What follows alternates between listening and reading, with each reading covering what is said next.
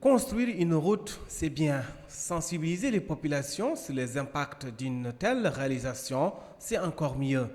Justement, le projet de réhabilitation de la route Nouakchott-Rosso prévoit des actions de sensibilisation aux populations riveraines, aux problématiques de la transmission du VIH-Sida, de l'environnement et de la sécurité routière. 3 ONG, SOS Pères Éducateurs, ECODEF et citoyens et citoyennes debout mèneront cette campagne de sensibilisation. Des actions ponctuelles d'information et de visibilité sont également envisagées. Le lancement hier à Rosso des activités de sensibilisation des populations riveraines sur les impacts de la réhabilitation de cette route s'inscrit dans ce cadre. Souvent, on pense que construire une route, c'est une affaire de grosses machines, du concassage, mais ce n'est pas que ça. Construire une route, c'est aussi travailler sur tous les impacts que cette route peut avoir. Ces impacts sont positifs et sont très connus. Il va y avoir un développement économique, il va y avoir une lutte contre la pauvreté, mais il y a aussi des impacts qui peuvent être négatifs.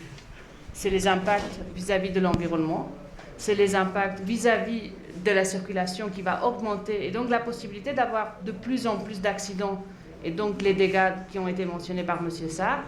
C'est aussi une plus grande mobilité des personnes, et donc des risques accrus avec des maladies comme le VIH-Sida.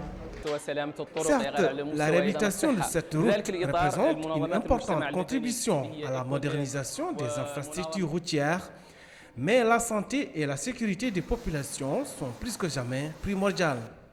Comme vous le savez, la route Nouakchott-Rosso est en cours de réhabilitation et ça peut engendrer des conséquences environnementales, des conséquences en matière de la santé, des conséquences surtout en matière de la sécurité routière. L'objectif de ces différents projets, c'est la sensibilisation des riverains, c'est les 3 thèmes que j'ai dit, mais surtout renforcer la capacité des organisations communautaires de base qui se trouvent au niveau local, mais aussi donner plus d'informations pour préserver la route, préserver l'environnement, se protéger des VIH-Sida. Ainsi, dans la perspective de la réalisation d'un pont sur le fleuve Sénégal, la route Nouakchott-Rosso permettrait de relier Dakar à Casablanca.